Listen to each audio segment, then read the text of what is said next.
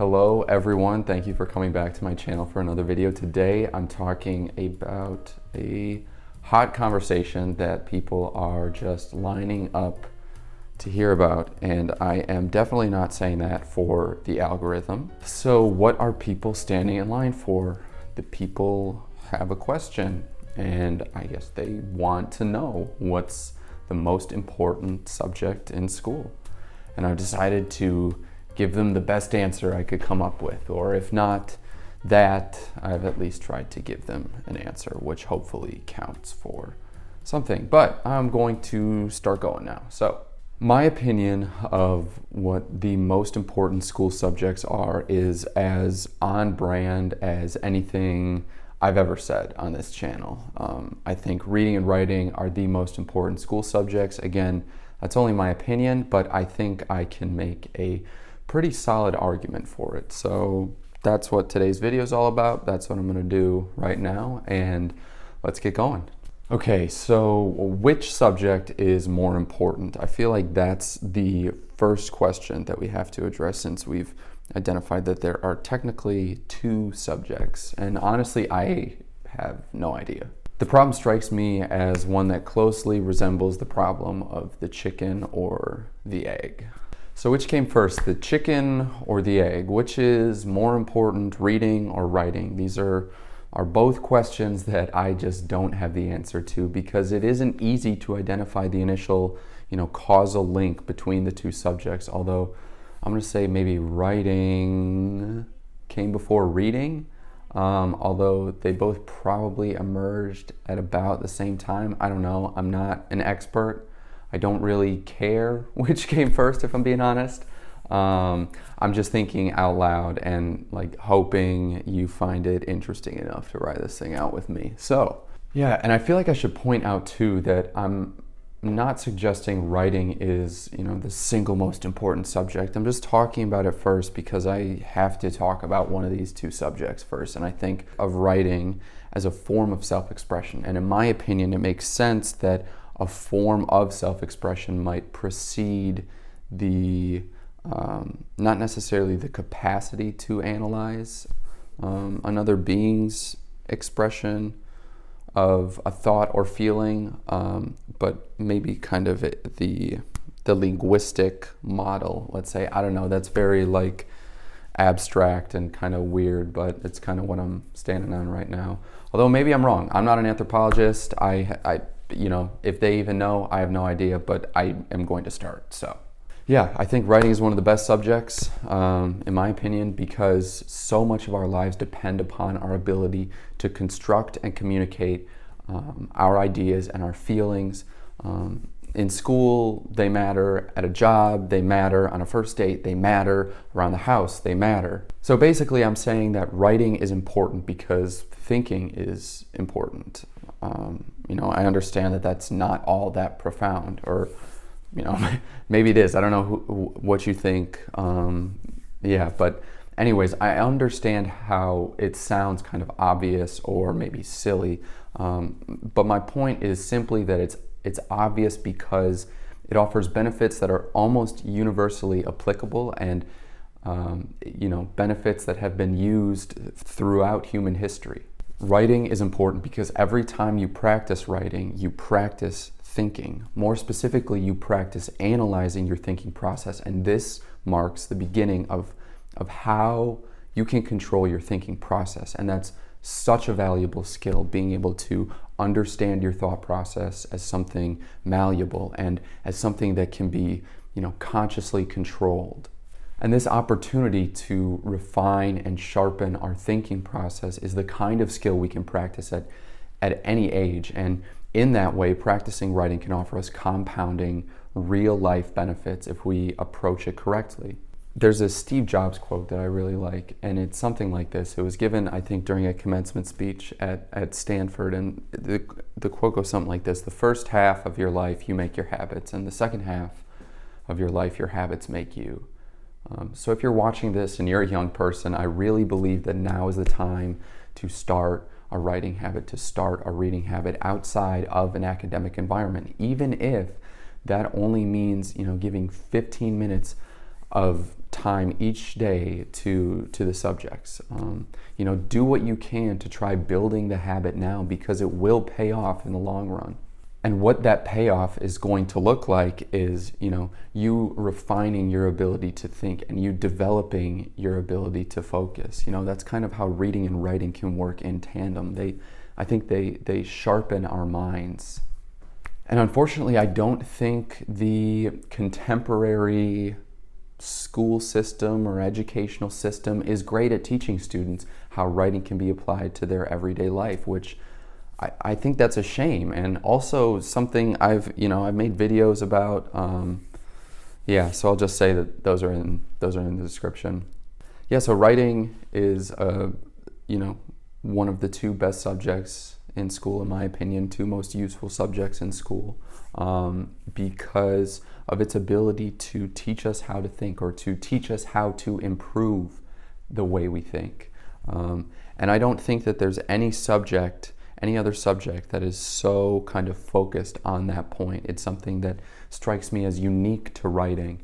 But let's move on. Let's talk about reading. Why is reading one of the most important school subjects? And again, I'm speaking from my personal experience as both a lecturer at the university level and as a student who, went through the K through 12 school system, and then through higher ed.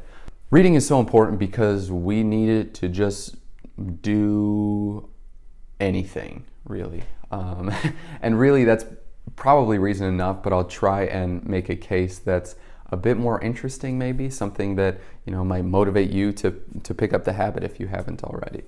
One of the reasons why reading is one of the two most important school subjects is because of how essential controlling your informational intake is throughout the day. But what do I mean by this? What do I mean when I say controlling your informational intake?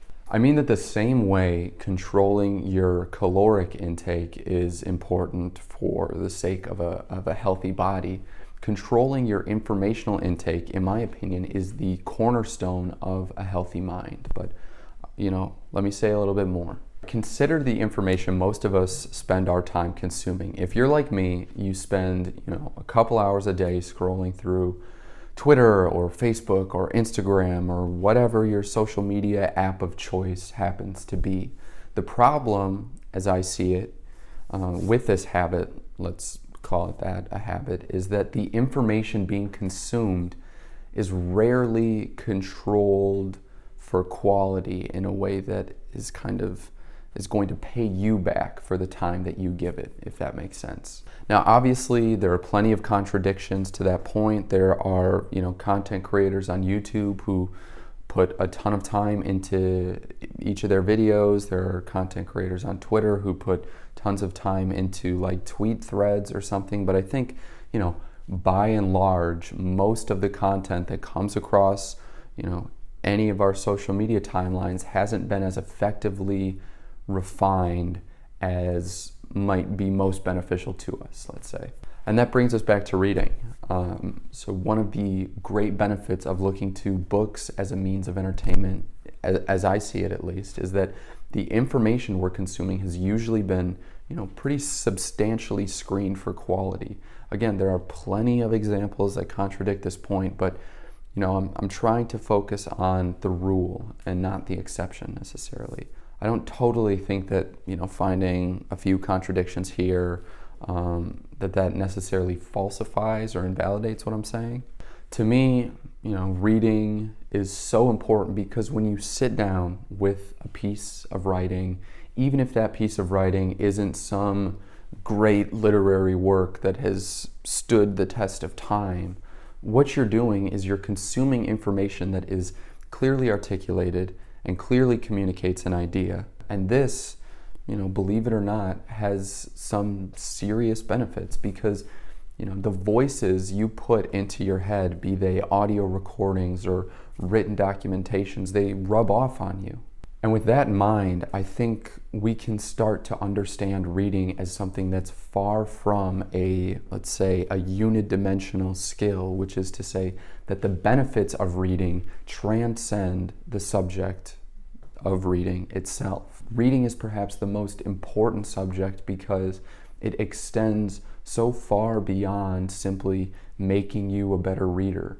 And I think that's rare for school subjects, the idea that you can spend time learning and it can pay you back in unforeseen ways and across, a number of different avenues in your life.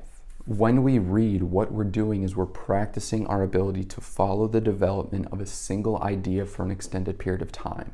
In past videos, I've called reading endurance training for your mind. I've compared it to long distance running. And all of that is to say that basically when we develop a reading habit, we aren't just developing a reading habit. We're training our ability to focus on a single topic. And this translates to an overall increase in our ability to optimize the time we spend applying ourselves to any given subject, to any given field, regardless of whether it's, at work or something we're doing in our free time.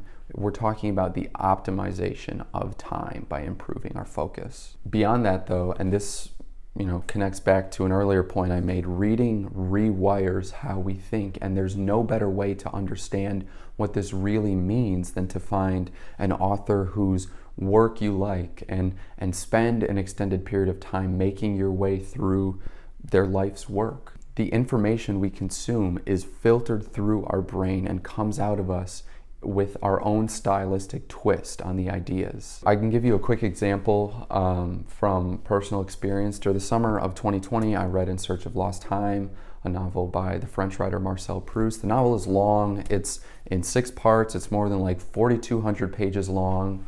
As I've said in other videos, writing is my greatest passion, and I'm in the 2nd year of my master's at Johns Hopkins University. I write every day stylistically. In Search of Lost Time is unique because of how long its sentences are. Obviously the novel is in translation, but still the sentences are long. What I found though was that my sentences, which had previously been shorter and succinct and maybe more minimalistic, they blossomed, the sentences blossomed, they became longer, sometimes stretching as long as a half a page, without me even realizing that it was happening. Why am I talking about this? I'm talking about it because it taught me something that I hope I can convince you of, and that's this: the same way a healthy diet influences our ability to physically perform, a carefully curated and controlled cognitive diet affects our ability to think.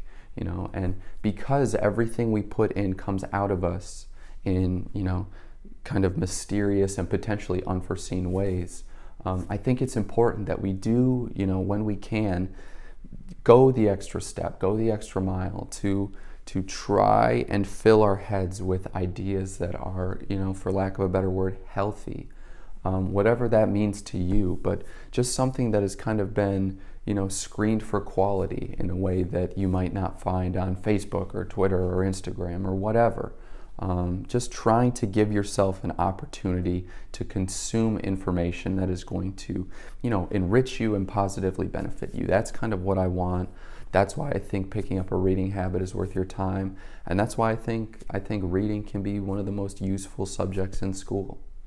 Okay, and with that, I just want to thank you for sticking with me. I know this was a lot. Hopefully I was able to give you some idea of what the most important school subjects are. I want to thank my video editors, Joe and Bach. I can't tell you guys how much I appreciate your help. This wouldn't be possible without you. And as always, I want to thank you, my lovely viewer, for sticking with me through this video. I hope this was helpful. Please let me know what you think in the comment section down below. And if you did find this video helpful or useful or interesting, I ask that you please like and subscribe. It really helps me out. Thanks again, everyone. Have a nice day, and I will see you soon.